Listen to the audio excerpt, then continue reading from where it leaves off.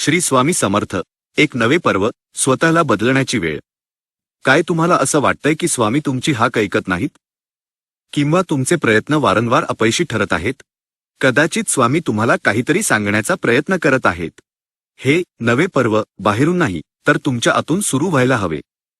आपण नेहमी स्वामींकडे काहीतरी मागण्यासाठी जातो, पण स्वामींना काय हवे आहे याचा विचार कधी केला आहे का?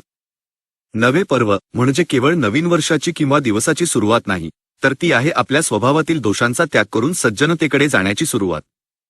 जो भक्त स्वतःला बदलण्याची तयारी ठेवतो, त्याच्यासाठी स्वामी साक्षात चमत्कार घडवतात. नवे पर्व, आत्मपरिवर्तनाचा मार्ग. या नव्या पर्वात आपल्याला केवळ पूजा अर्चा करायची नाही, तर स्वामींच्या विचारांवर चालायचे आहे.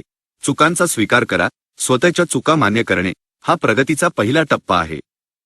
दुसऱ्याला दोष देण्याऐवजी मी कुठे चुकलो याचा विचार करा. स्वामींना प्रांजळ मन खूप आवडते. नकारात्मकता सोडा. माझं काहीच चांगलं होत नाही हा विचार आजच मनातून काढून टाका. स्वामींच्या राज्यात निराशा नाही. स्वामी जे करतील ते माझ्या हिताचेच असेल हा सकारात्मक विचार रुजवा. माफ करायला शिका. इतरांबद्दल मनात राग किंवा सूडभावना ठेवल्याने तुमचेच नुकसान होते.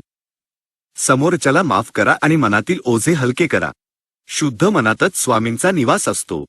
प्रयत्नांची पराकाष्ठा. केवळ नशिबावर अवलंबून राहू नका.